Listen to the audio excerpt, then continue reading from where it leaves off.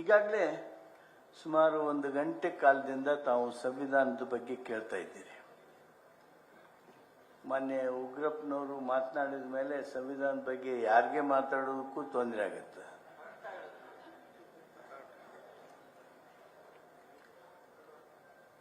ಉಗ್ರಪ್ಪನವರು ಸಾಕಷ್ಟು ವಿವರ ಕೊಟ್ಟಿದ್ದಾರೆ. ಆದರೆ ನಾನು ಕೆಲವು ವಿಚಾರಗಳನ್ನು ತಮ್ಮ ಗಮನಕ್ಕೆ ತರ್ತೀನಿ.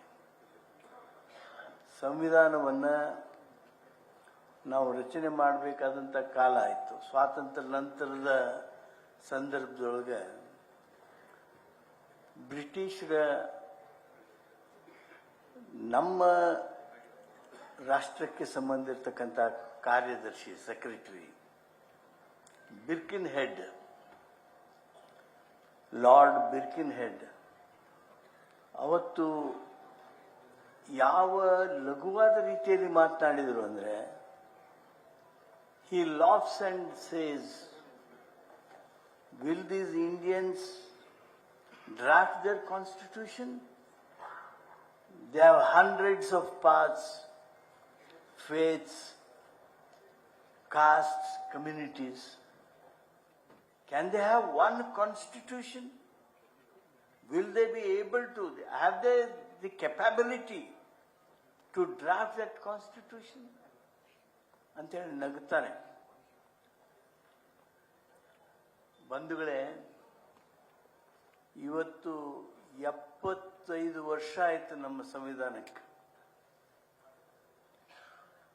ನಮ್ಮನ್ನ ಬಿಟ್ಟರೆ ಮತ್ತೊಂದು ಯಾವುದು ಕೊಲೋನಿಯಲ್ ಕಂಟ್ರಿ ಸಂವಿಧಾನವನ್ನು ಉಳಿಸಿಕೊಳ್ಳೋದಕ್ಕೆ ಸಾಧ್ಯ ಆಗಲಿಲ್ಲ. ನಾವು ಸ್ವತಃ ರಚಿಸಿರ್ತಕ್ಕಂಥ ಸಂವಿಧಾನ 75 ವರ್ಷಗೂ ಹೆಚ್ಚು ಕಾಲ ಇವತ್ತು stood test and it has become successful. Mr. Birkenhead, ಏನು ನಕ್ಕಿದ್ದ Birkenhead, we have proved him wrong and we have proved successful. ನಿಮ್ಗೆ ಆಶ್ಚರ್ಯ ಆಗ್ಬೋದು, ಭಾಳ ರಾಷ್ಟ್ರದವು ಜಗತ್ತಿನೊಳಗೆ, ಸಣ್ಣ ಸಣ್ಣ ಓದಾವು, ದೊಡ್ಡ ದೊಡ್ಡ ಓದಾವು, ಮಿಲಿಟರಿ ಓದಾವು, ಡಿಕ್ಟೇಟರ್ ಇದ್ದಿದ್ದು ಓದಾವು, ರಾಜರಿದ್ದವರು ಓದಾರ, ರಗಡು ರಾಷ್ಟ್ರಗಳದಾವು. ಸಂವಿಧಾನ ಎಲ್ಲರೂ ಒಂದೊಂದು ಮಾಡ್ಕೋತಾರೆ. ಅಮೇರಿಕಾ, ಇಂಗ್ಲೆಂಡ್ಗಳನ್ನು ಬಿಟ್ಟರೆ, ಇಂಗ್ಲೆಂಡ್ ಅಂತೂ ಲಿಖಿತ ಸಂವಿಧಾನ ಇಲ್ಲ. ಅಮೇರಿಕಾದಂಥ ರಾಷ್ಟ್ರಗಳನ್ನು ಬಿಟ್ಟರೆ ಎವರೇಜ್ ಲೈಫ್ ಆಫ್ ಕಾನ್ಸ್ಟಿಟ್ಯೂಷನ್, ಎಲ್ಲರೂ ವಕೀಲರಿದ್ದೀರಿ, ಎಷ್ಟಿದೆ ಗೊತ್ತ? It is just 17 to 19 years. 17ರಿಂದ 19 ವರ್ಷ ಸರಾಸರಿ ಈ ಸಂವಿಧಾನಗಳ ಜೀವ, ಲೈಫ್. ಅಂದ್ರೆ ಮತ್ತೊಂದು ಬೇರೆ ವ್ಯವಸ್ಥೆ ಬರ್ತದೆ, ಆ ಸಂವಿಧಾನ ಕಿತ್ತೋಗಿತಾರೆ, ಮತ್ತೊಬ್ಬ ಬರ್ತಾನೆ, ಮತ್ತೊಂದು ಸಂವಿಧಾನ ಮಾಡ್ತಾನೆ. ಹಿಂಗೆ 19 ವರ್ಷಕ್ಕಿಂತ ಹೆಚ್ಚು ಅವು ಬಹಳಷ್ಟು, ಅಂದ್ರೆ ಸರಾಸರಿ 19 ವರ್ಷ ಅವಧಿ ಸಂವಿಧಾನದ್ದು. ಆದರೆ ನಮ್ಮ ದೇಶದ ಸಂವಿಧಾನ 75 ವರ್ಷ ದಾಟಿ ನಾವು ಇವತ್ತು ಅತ್ಯಂತ ಯಶಸ್ವಿಯಾಗಿ ಮುಂದುವರೆದಿದ್ದೇವೆ. ಇದು ನಮ್ಮೆಲ್ಲರಿಗೆ ಹೆಮ್ಮೆ ತರ್ತಕ್ಕಂಥ ವಿಷಯ. ನಮ್ಮ ಸಂವಿಧಾನದ ಬಗ್ಗೆ ನಾವು ಹೇಳುವಾಗ, we have not only drafted constitution, it is a complete constitution. It has responded to the needs of the nation over a period of 75 years. It has withstood the test of time. India has proved Lord Birkenhead wrong and we successfully. ಸ್ನೇಹಿತರೆ, ನಮ್ಮ ಸಂವಿಧಾನ ಕೇವಲ ಆಡಳಿತ ಮಾಡೋದಕ್ಕೆ ಸಂವಿಧಾನ ಅಲ್ಲ. This is transformative constitution. ಸಮಾಜದಲ್ಲಿ, ದೇಶದಲ್ಲಿ ಪರಿವರ್ತನೆ ಮಾಡ್ತಕ್ಕಂಥ ಸಂವಿಧಾನ. ಸಾಮಾಜಿಕ ನ್ಯಾಯದ ಮೂಲಕ ನಾವು ಯಾವುದಕ್ಕೆ ಈ ಸಂವಿಧಾನವನ್ನು ಸೋಲ್ ಆಫ್ ಇಂಡಿಯಾ ಅಂತೀವಿ. ಯಾಕೆ ಸೋಲ್ ಆಫ್ ಇಂಡಿಯಾ ಅಂತೀವಿ ಅಂದರೆ, ಇದು ನಮ್ಮ ಸಮಾಜವನ್ನು ಸಹಿತ ಪರಿವರ್ತನೆ ಮಾಡ್ತದೆ. ಸಾಮಾಜಿಕ ನ್ಯಾಯವನ್ನು ಎಲ್ಲರಿಗೆ ಕೊಡ್ತದೆ. This is living constitution. ಇದು ಜೀವಂತ ಸಂವಿಧಾನ. ಇದು ಜನರ ಜೊತೆಗೆ ಸಂವಾದಿಸ್ತಾ ಜನರ ಆಗು ಹೋಗುಗಳನ್ನು, ಜನರ ಬೇಕು ಬೇಡಿಕೆಗಳನ್ನು ತಲುಪತಕ್ಕಂಥ ಒಂದು ಸಂವಿಧಾನ ನಮ್ಮ ಸಂವಿಧಾನ ಆಗಿದೆ. That's why we call Indian Constitution is the first and foremost a social document. The majority of its provisions are either directly aimed at furthering the goals of social revolution. This is what is consensus of the Constitution. ಗೆಳೆಯರೆ, ನಾನು ತಮ್ಮ ಗಮನವನ್ನು ಇತ್ತೀಚಿನ ದಿನಗಳ ಬಗ್ಗೆ ಸೆಳೆಯೋದಕ್ಕೆ ಬಯಸ್ತೇನೆ. ನಿಮಗೆಲ್ಲರಿಗೂ ಗೊತ್ತಿದೆ, ನಾವೆಲ್ಲರೂ ಹೋರಾಟ ಮಾಡ್ತಾ ಇದ್ದೀವಿ. ರಾಷ್ಟ್ರದಲ್ಲಿ ಈ ಸಂವಿಧಾನವನ್ನು ತಿರುಚುವಂಥ ಪ್ರಯತ್ನಗಳು ಎಲ್ಲ ರೀತಿಯಿಂದ ನಡೆದಿವೆ. ಸಂವಿಧಾನದ ಮೂಲಕ ನಾವು ಕೊಟ್ಟಿರ್ತಕ್ಕಂಥ ಅಟಾನಮಿಗಳು ಇವತ್ತು ಸುಪ್ರೀಂ ಕೋರ್ಟ್ ತಗೊಳ್ರಿ, ಇವತ್ತು ಎಲೆಕ್ಷನ್ ಕಮಿಷನ್ ತಗೊಳ್ರಿ, ಇವತ್ತು CBI, ED, ಇನ್ಕಮ್ ಟ್ಯಾಕ್ಸ್ನಂಥ ಏಜೆನ್ಸಿಗಳನ್ನು ತಗೊಳ್ರಿ. ಇವು ಎಲ್ಲವುಗಳಲ್ಲಿ ಸಂವಿಧಾನ ಏನು ಸದಾಶಯ ಹೊಂದಿತ್ತು, these are to be autonomous bodies. Are they continue to be autonomous bodies? Election Commission has proved that it has become a wing of BJP. ಈಗಾಗಲೇ ಉಗ್ರಪ್ಪ ಹೇಳ್ತಿದ್ರು, ವೋಟರ್ ಲಿಸ್ಟ್ ಸರಿಯಾಗಿ ತಯಾರು ಮಾಡೋಕ್ಕಾಗಲಿಲ್ಲ, ಆಪಾದನೆಗಳಿಗೆ ಉತ್ತರ ಕೊಡೋದಕ್ಕೆ ಆಗಲಿಲ್ಲ. ನಮ್ಮ ರಾಷ್ಟ್ರದ ಲೋಕಸಭೆಯ ವಿರೋಧ ಪಕ್ಷದ ನಾಯಕರ ಆಪಾದನೆಗಳನ್ನ, ಆರೋಪಗಳನ್ನು ಅಫಿಡವಿಟ್ ಮಾಡಿ ಹಾಕ್ರಿ ಅಂತಾರೆ. Should they not take it into cognisance of the allegations made by leader of opposition of Lok Sabha? What is happening? Is this the desire of the Constitution of India? ಈ ಸಂವಿಧಾನವನ್ನು ತಿರುಚುವ ಕೆಲಸ ಇವತ್ತೇನು ನಡೆದಿದೆ ಅದರ ಬಗ್ಗೆ ಜಾಗೃತರಾಗಬೇಕು. ಈ ಸಂವಿಧಾನ ದಿನವನ್ನು ನಾವು ಆಚರಣೆ ಮಾಡ್ತಾ we can't make this a celebration. ಇದು ಹಬ್ಬ ಅಲ್ಲ, ಇದು ಆತ್ಮಾವಲೋಕನೆಯ ದಿನ. ಇದು ನಾವು ಹೊಳ್ಳಿ ನೋಡ್ಬೇಕು, ನಮ್ಮ ಸಂವಿಧಾನ ಹೇಗೆ ನಾವು ಅನುಷ್ಠಾನ ಮಾಡಿದ್ದೇವೆ, ಸಂವಿಧಾನ ನಮ್ಮ ದೇಶದಲ್ಲಿ ಎಷ್ಟು ಪರಿಣಾಮಕಾರಿ ಇದೆ. ಇದನ್ನು ಆತ್ಮಾವಲೋಕನೆ ಮಾಡೋದಕ್ಕೆ ಈ ಸಂವಿಧಾನ ದಿನವನ್ನು ನಾವು ಆಚರಣೆ ಮಾಡ್ತೀವಿ. ಸ್ನೇಹಿತರೆ, ಕಳೆದ ಸುಮಾರು 15 ವರ್ಷಗಳಿಂದ ಸಂವಿಧಾನವನ್ನು ಡೈಲ್ಯೂಟ್ ಮಾಡ್ತಕ್ಕಂಥ, ಸಂವಿಧಾನವನ್ನು ವೀಕನ್ ಮಾಡ್ತಕ್ಕಂಥ ಬಹುದೊಡ್ಡ ಕುತಂತ್ರ, ಷಡ್ಯಂತ್ರ, ಪ್ರಯತ್ನ ನಮ್ಮ ದೇಶದಲ್ಲಿ ನಡೆದಿದೆ. ನಿಮಗೆಲ್ಲರಿಗೂ ಗೊತ್ತಿದೆ. Many of you all know what Article 39B and C tells in the Constitution. ಸಂವಿಧಾನ ಹೇಳ್ತದೆ, ಯಾವ ಒಬ್ಬ ವ್ಯಕ್ತಿ, ಕೆಲವು ಗುಂಪು, ಕೆಲವು ಸಂಸ್ಥೆ, ಇವರ ಕೈಯಲ್ಲಿ ರಾಷ್ಟ್ರದ ಸಂಪತ್ತು ಸೇರಬಾರ್ದು, ಕ್ರೋಢೀಕರಣ ಆಗಬಾರ್ದು. ಆದರೆ ಏನಾಗ್ತದೆ ರಾಷ್ಟ್ರದಲ್ಲಿ? ನಿಮ್ಮೆಲ್ಲರಿಗೂ ಗೊತ್ತಿದ್ದ ಹಾಗೆ ನಮ್ಮ ದೇಶದ ಸಂಪತ್ತನ್ನು ಯಾವ ಮಟ್ಟಕ್ಕೆ ನಾವು ಕೇಂದ್ರೀಕರಣ ಆಗೋದಕ್ಕೆ ಬಿಟ್ಟುಕೊಟ್ಟಿದ್ದೇವೆ ಅಂದರೆ, ಸ್ನೇಹಿತರೆ, ನಮ್ಮ ಸಂಪತ್ತಿನ ಬಹುಭಾಗ ಅಂದರೆ 40% of national wealth, 40% of national wealth is now concentrated in the hands of 1% of people. 1% ಜನರ ಕೈಯೊಳಗ 40% ನಮ್ಮ ರಾಷ್ಟ್ರದ ಸಂಪತ್ತು ಅವರ ಹತೋಟಿಯಲ್ಲಿದೆ, ಕ್ರೋಢೀಕರಣವಾಗಿ ಅವ್ರ ಕೈಯೊಳಗಿದೆ. ಇದು ನಿಮಗೆ ಭಾಳಷ್ಟು ನೋವು ತರೋದಿಲ್ಲ. ಯಾಕೆ ತರೋದಿಲ್ಲ ಅಂದರೆ ಅಟ್ಲೀಸ್ಟ್ 1% ಜನರ ಕೈಯೊಳಗೆ ಅದ ಬಿಡು ಅಂತ ಅನಿಸ್ಬೋದು. I will go a step ahead. ನಮ್ಮ ದೇಶದ 100 ಶ್ರೀಮಂತ ಜನರೊಳಗೆ I would like the whole Congress family take this very serious. ದೇಶದ 100 ಶ್ರೀಮಂತ ಕುಟುಂಬಗಳ ಕೈಯೊಳಗ ರಾಷ್ಟ್ರದ 26% ಸಂಪತ್ತು ಕ್ರೋಢೀಕರಣವಾಗಿ ಅವರ ಹತೋಟಿಯಲ್ಲಿದೆ. I am not making allegation as a political party. This is what is the report of World Inequality Laboratory, Income and Wealth Inequality in India.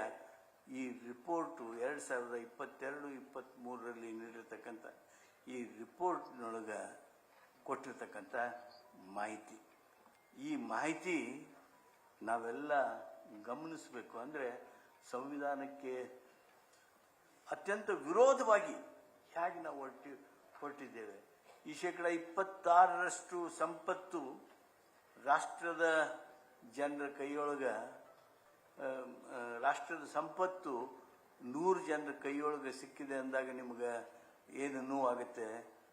ಅದು ಇನ್ನೂ ಒಂದು ನಾನು ಘಟನೆ ನಿಮ್ಗೆ ಅಂಕಿ ಸಂಖ್ಯೆ ನಿಮ್ಮ ಗಮನಕ್ಕೆ ತಂದರೆ ನಿಮಗೆ ಇನ್ನೂ ನೋವಾಗುತ್ತೆ, ಆಕ್ರೋಶ ಹುಟ್ಟು ಬರಬೇಕು.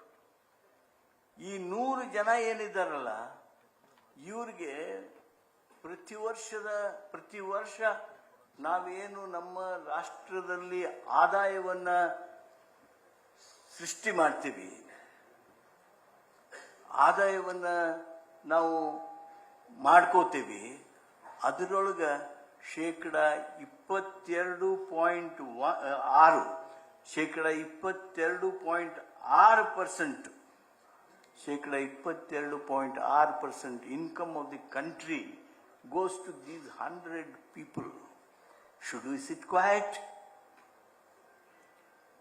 ಈ ಆಕ್ರೋಶ ಅಂದ್ರೆ ನಮ್ಮ ಸಂವಿಧಾನದ ಸದಾಶಯ ಏನಿತ್ತಲ್ಲ, ಆ ಸಂವಿಧಾನದ ಸದಾಶಯವನ್ನ ಮಣ್ಣುಗೂಡಿಸುವ ಪ್ರಯತ್ನ ಇವತ್ತು ಬಿಜೆಪಿ ಸರ್ಕಾರದ ಈ ಸಂದರ್ಭದಲ್ಲಿ ಏನು ಆಗ್ತಾ ಇದೆ ಅದರ ವಿರುದ್ಧ ನಾವು ಎದ್ದು ನಿಲ್ಲಬೇಕಾಗಿದೆ. ಬಂಧುಗಳೇ, ಇದು ಒಂದು ಮಾತ್ರ ಅಲ್ಲ, ನಾವು ಸಂವಿಧಾನವನ್ನ ಇದು ಒಂದರೊಳಗನ ನಾವು ಹಿಂಗ ಮಾಡಿದೇವನಪ್ಪ ಅಂತ ಅಲ್ಲ. ನೀವು ಸರ್ಕಾರಿ ಮಟ್ಟದೊಳಗ ಖಾಸಗಿಯವ್ರನ್ನ ಹೆಂಗೆ ಬಲಗೊಳಿಸ್ತೀವಿ? ನನಗೆ ಸನ್ಮಾನ್ಯ ಮುಖ್ಯಮಂತ್ರಿಗಳು ಸಿದ್ದರಾಮಯ್ಯನವರು ಹಾಗೂ ಮಾನ್ಯ ಉಪಮುಖ್ಯಮಂತ್ರಿಗಳು ಈ ಔಟ್ಸೋರ್ಸ್ದು ಕ್ಯಾಬಿನೆಟ್ ಸಬ್ ಕಮಿಟಿಯ ಚೇರ್ಮನ್ ಮಾಡಿ ಕೆಲಸ ಮಾಡೋದಕ್ಕೆ ಅವಕಾಶ ಕೊಟ್ಟಿದ್ದರು. ರಾಜ್ಯ ಹಾಗೂ ರಾಷ್ಟ್ರ ಸರ್ಕಾರಗಳು ಇವತ್ತು ಖಾಸಗಿಯವರಿಗೆ ಸರ್ಕಾರಿ ನೌಕರಿ, ಸರ್ಕಾರಿ ಸೇವೆಯ ಅವಕಾಶವನ್ನು ಕೊಟ್ಟಿದ್ದಾರೆ. Some private man, some agency that puts a person in government work, government opportunity. ಹಿಂಗ ನಮ್ಮ ರಾಷ್ಟ್ರದೊಳಗ 16 ಲಕ್ಷ ಜನರಿಗೆ, ರಾಷ್ಟ್ರದೊಳಗ 16 ಲಕ್ಷ ಜನರಿಗೆ ಇವತ್ತು ಖಾಸಗಿಯವರು ಸರ್ಕಾರದಲ್ಲಿ ಅವರ ನೌಕರನನ್ನ, ಅವರ ವ್ಯಕ್ತಿಯನ್ನ ಸೇವೆ ಮಾಡೋದಕ್ಕೆ ಬಿಟ್ಟಿದ್ರೆ, ನಮ್ಮ ರಾಜ್ಯದೊಳಗೆ ಸುಮಾರು 3 ಲಕ್ಷಕ್ಕಿಂತ ಹೆಚ್ಚು ಸಿಬ್ಬಂದಿಯವರು ಖಾಸಗಿಯವರ ಪ್ರತಿನಿಧಿಯಾಗಿ ರಾಜ್ಯ ಸರ್ಕಾರಗಳೊಳಗೆ ಕೆಲಸ ಮಾಡ್ತಾ ಇದ್ದಾರೆ. ಏನು ಇದರದ್ದು ಪರಿಣಾಮ ಏನು ಅಂದ್ರೆ, ಸಂವಿಧಾನದಲ್ಲಿ ನಾವೇನು ರಿಸರ್ವೇಶನ್ ಕೊಟ್ಟಿದ್ದೇವೆ, ಯಾವ ರಿಸರ್ವೇಶನ್ ಸಲುವಾಗಿ ಎಷ್ಟು ಬಡ್ದಾಡ್ತಾರ, ನಮ್ಮನ್ನು ಎದಾಗ ಸೇರಿಸ್ರಿ, ಬಿದಾಗ ಸೇರಿಸ್ರಿ, SC ಒಳಗೆ ಸೇರಿಸ್ರಿ, ST ಒಳಗೆ ಸೇರಿಸ್ರಿ, ಇವ್ರು ಯಾರಿಗೆ ಮೀಸಲಾತಿ ಸಿಗ್ತದ ಅಂತೇಳಿ ಆ ಒಂದು ನಿರೀಕ್ಷೆ ಇರ್ತದಲ್ಲ, ಆ ನಿರೀಕ್ಷೆನೆಲ್ಲವನ್ನೂ ಸಹಿತ ಸಂಪೂರ್ಣವಾಗಿ ನೀರಿನಲ್ಲಿ ಹೋಗುವಂಗೆ ಮಾಡಿ ಇವತ್ತು ನಿಮಗೆ ಆಶ್ಚರ್ಯ ಆಗ್ಬೋದು. ಕಳೆದ 20 ವರ್ಷಗಳಿಂದ ಹೆಚ್ಚು ಕಾಲದಿಂದ more than 20 years, almost a generation has gone. We are not able to give proper reservations to SC, ST. Why only SC, ST? Samvidhana, it will not protect only SC, ST. ಸಂವಿಧಾನ merit ಅನ್ನು ಸಹಿತ ರಕ್ಷಣೆ ಮಾಡ್ತದೆ. It protects merit. ಆ merit ಏನಿದೆ 50% ಇದೆಯಲ್ಲ, ಆ 50% merit ಅನ್ನು ಸಹಿತ ರಕ್ಷಣೆ ಮಾಡದ ಹಾಗೆ ಇವತ್ತು ಖಾಸಗಿಯವರ ಕೈಯೊಳಗೆ ಕೊಟ್ಟಿದೆ. ಈ ಉದ್ಯೋಗದಲ್ಲಿ ಹಿಂಗ, ಆಸ್ತಿ ಗಳಿಕೆಯೊಳಗೆ ಹಿಂಗ, ಆಮೇಲೆ ಸರ್ಕಾರಗಳ ನೀತಿ ಆ 100 ಜನರಿಗೆ, ಆ ಶ್ರೀಮಂತರಿಗೆ 1% ಜನರಿಗೆ ಅನುಕೂಲ ಆಗುವಂತ ಉದ್ಯೋಗಗಳು, ಮೊನಿಟೈಸೇಷನ್ ಆಫ್ ಅಸೆಟ್ಸ್ ಅನ್ನೋದ್ರ ಮೂಲಕ ಏನು ರಾಷ್ಟ್ರದ ಆಸ್ತಿ ಏನೇನಾಗ್ತಾ ಇವೆ. ಏರ್ಪೋರ್ಟ್ ಒಬ್ಬ ಖಾಸಗಿ ಒಂದು, ರೈಲ್ವೆ ಒಬ್ಬ ಖಾಸಗಿ ಒಂದು, ರೋಡ್ಗಳು ಒಂದು ಖಾಸಗಿ ಒಂದು, ನಮ್ಮ ಎಲೆಕ್ಟ್ರಿಕಲ್ ಲೈನ್ಸ್, ಟ್ರಾನ್ಸ್ಮಿಷನ್ ಲೈನ್ಸ್ ಅವು ಖಾಸಗಿವು. ಮತ್ತೆ ಕೊಲೋನಿಯಲ್ ಸಿಸ್ಟಮ್ ಬರ್ತಾ ಇದೆ ಅನ್ನೋ ಭಯ ಹುಟ್ಟುತ್ತಾ ಇದೆ. ನಾನು ಆದ್ದರಿಂದ ಇವತ್ತು ಇಷ್ಟು ತಮ್ಮ ಗಮನಕ್ಕೆ ತರೋದಕ್ಕೆ ಬಯಸ್ತೀನಿ, ವಿನಂತಿ ಮಾಡೋದಕ್ಕೆ ಬಯಸ್ತೀನಿ. ನಾವೆಲ್ಲ ಇವತ್ತು ಜಾಗೃತರಾಗಬೇಕಾಗಿದೆ. ನಾವೆಲ್ಲ ಜಾಗೃತರಾಗೋದ್ರ ಮೂಲಕ ನಮ್ಮ ರಾಜ್ಯ, ರಾಷ್ಟ್ರದೊಳಗೆ ಸಂವಿಧಾನವನ್ನು ಉಳಿಸುವಂಥ ಕೆಲಸ ಮಾಡಬೇಕು. ಇನ್ನು ಬಹಳಷ್ಟು ಜನರು ಮಾತನಾಡೋರಿದ್ದಾರೆ, ಆದ್ದರಿಂದ ನನ್ನ ಮಾತನ್ನು ಹೆಚ್ಚು ಬೆಳೆಸೋದಕ್ಕೆ ಹೋಗೋದಿಲ್ಲ. ಆದರೆ ಇಷ್ಟು ನಾನು ತಮಗೆ ಮನವಿ ಮಾಡ್ಕೋತೀನಿ. ಈ ಸಂವಿಧಾನ ಇದು ಪೂಜಿಸುವ ವಸ್ತು ಅಲ್ಲ, ಇದು ಅನುಷ್ಠಾನಗೊಳಿಸುವ ಪ್ರತಿಜ್ಞೆ. ಇದು ನಾವೇನು ಮಾಡಿದ್ದೇವೆ ಪ್ರತಿಜ್ಞೆ, ಅದನ್ನ ಅನುಷ್ಠಾನಗೊಳಿಸಬೇಕಾಗಿದೆ. ಈ ಸಂವಿಧಾನ ಭಾಷಣದ ವಸ್ತು ಆಗಬಾರದು. ಈ ನಮ್ಮ ಸಂವಿಧಾನ ಆಡಳಿತ ವ್ಯವಸ್ಥೆ ಹೇಗೆ ನಡಿಬೇಕು ಹಾಗೆ ನಡೆಸುವಂತ ಒಂದು ಪರಿಣಾಮಕಾರಿ ಅಸ್ತ್ರ ಆಗಬೇಕು. ಈ ಸಂವಿಧಾನ ಆಸೆ ತೋರಿಸುವ ಹೊತ್ತಿಗೆ ಅಲ್ಲ. This constitution is not to create only desires of people, expectation of people. ಇದು ಆಸೆ ತೋರಿಸೋದಕ್ಕಲ್ಲ. ಇದರಲ್ಲಿರ್ತಕ್ಕಂಥ ಪ್ರೊವಿಷನ್ಸ್. ಆದರೆ ಸಂವಿಧಾನ ಜನರ ಬದುಕು ಬದಲಾಯಿಸುವಂತ ಒಂದು ಆಪತ್ ಬಾಂಧವ ಆಗಬೇಕು, ಅಸ್ತ್ರ ಆಗಬೇಕು. ಸಂವಿಧಾನ ಉಳ್ಳವರಿಗೆ ರಕ್ಷಣೆ ಕೊಡೋದಕ್ಕೆ ಮಾತ್ರ ಅಲ್ಲ, ಅಧಿಕಾರದಲ್ಲಿರುವವರಿಗೆ, ಅವಕಾಶಗಳಲ್ಲಿರುವವರಿಗೆ ರಕ್ಷಣೆ ಕೊಡೋದು, ಹಾಗೂ ಅವರಿಗೆ ಅಧಿಕಾರ ಕೊಡೋದು, ಹಾಗೂ ಅವರಿಗೆ ಪ್ರೋಟೋಕಾಲ್ ವ್ಯವಸ್ಥೆ ಮಾಡೋದು. ಅದಕ್ಕಲ್ಲ ಸಂವಿಧಾನ. ಈ ಎಲ್ಲವುಗಳನ್ನ ನೀಡೋದಕ್ಕೆ ತಂತ್ರ ಮ್ಯಾನ್ಯುವಲ್ ಅಂತೀವಲ್ಲ ನಾವು, ಡಿಪಾರ್ಟ್ಮೆಂಟ್ನಾಗ ಒಂದೊಂದು ಮ್ಯಾನ್ಯುವಲ್ ಇರ್ತಾವೆ, ಹಿಂಗಿಂಗ ಮಾಡ್ಬೇಕು ಅಂತ ಹೇಳಿ. ಈ ಪ್ರೋಟೋಕಾಲ್ ನೀಡೋದಕ್ಕೆ ತಂತ್ರ ಅಲ್ಲ, ಇದು ತಂತ್ರದ ಮ್ಯಾನ್ಯುವಲ್ ಅಲ್ಲ. ಇದು ಬಡವರ, ಅಶಕ್ತರ ಜೀವನಕ್ಕೆ ಆಧಾರವಾಗಬೇಕಾಗಿರ್ತಕ್ಕಂಥ ಜನಶಕ್ತಿ ಸಂವಿಧಾನ. ಈಗಾಗಲೇ ನಮ್ಮ ಧನಂಜಯ ಅವರು ಹೇಳ್ತಿದ್ರು, freedom of speech. Yes, constitution has given freedom of speech for all of us. ಆದರೆ what are we doing today in India? Is our freedom of speech properly used? It is not used, it is abused. ಸ್ನೇಹಿತರೆ, expression ಇದು ಮಾಧ್ಯಮಕ್ಕೆ ಸಂಬಂಧಪಡ್ತದ, ಇಂಟೆಲೆಕ್ಚುಯಲ್ಸ್ಗೆ ಸಂಬಂಧಪಡ್ತದ, ಶಾಸಕರು, ಸಂಸದರಿಗೆ ಸಂಬಂಧಪಡ್ತದ. ಸಂವಿಧಾನ ಮಾತಿನ ಹಕ್ಕು ನೀಡುವ ತಂತ್ರ ಅಲ್ಲ, ಅಥವಾ ಒಂದು ಯುಕ್ತಿ ಅಲ್ಲ. ಸತ್ಯವನ್ನ ಸಮಾಜಕ್ಕೆ ತಲುಪಿಸುವ ಶಕ್ತಿ ಸಂವಿಧಾನ ಬೇಕಾಗಿದೆ. ಇದಕ್ಕಾಗಿ ನೀವು ಪ್ರಯತ್ನಿಸಬೇಕು, ಹೋರಾಟ ಮಾಡಬೇಕು. ಹೋರಾಟದ ಮೂಲಕ ನಮ್ಮ ಸಂವಿಧಾನವನ್ನ ಸರಿಯಾಗಿ ರಕ್ಷಣೆ ಮಾಡುವಂತಹ ಬಹುದೊಡ್ಡ ಜವಾಬ್ದಾರಿ ಇವತ್ತು ಕಾಂಗ್ರೆಸ್ ಪಕ್ಷದ ಮೇಲಿದೆ. ಮಾನ್ಯ ಕಾಂಗ್ರೆಸ್ ಅಧ್ಯಕ್ಷರು, ಉಪಮುಖ್ಯಮಂತ್ರಿಗಳು ಈ ಸಂವಿಧಾನದ ದಿನವನ್ನು ಆಚರಣೆ ಮಾಡೋದಕ್ಕೆ ವಿಶೇಷ ಒತ್ತು ಕೊಟ್ಟು ಇದರ ಮಹತ್ವ ಎಲ್ಲರಿಗೂ ಗೊತ್ತಾಗಬೇಕು ಅಂಥೇಳಿ ಎಲ್ಲ ರೀತಿಯ ವ್ಯವಸ್ಥೆಯನ್ನು ಮಾಡಿದ್ದಾರೆ, ಮಹತ್ವವನ್ನು ನೀಡಿದ್ದಾರೆ. ಧನಂಜಯ ಅವರಿಗೆ ನಿರ್ದೇಶನ ಕೊಟ್ಟಿದ್ದಾರೆ, GC ಚಂದ್ರಶೇಖರ್ ಅವರಿಗೆ ಮಾರ್ಗದರ್ಶನ ಮಾಡಿ ಇದು ಇಷ್ಟು ಬೃಹತ್ ಆಗಿ ಆಗಬೇಕು ಅಂತ ಮಾಡಿದ್ದಾರೆ. ಇಷ್ಟೆಲ್ಲ ವಕೀಲರನ್ನು ಸೇರಿಸಿದ್ದೀರಿ. ಇದೆಲ್ಲ ಆಗೋದಕ್ಕೆ ಅವರ ವಿಶೇಷ ಆಸಕ್ತಿ ಕಾರಣ ಅಂತೇಳಿ ನಾನು ಭಾವಿಸಿ ನನಗೆ ಈ ಅವಕಾಶ ಕೊಟ್ಟಿದ್ದಕ್ಕಾಗಿ ತಮ್ಮೆಲ್ಲರಿಗೂ ವಂದನೆ. ನ್ಯೂಸ್ ಫಸ್ಟ್ ನಿರ್ಭೀತಿಯಿಂದ ನಿಮ್ಮ ಪರವಾಗಿ.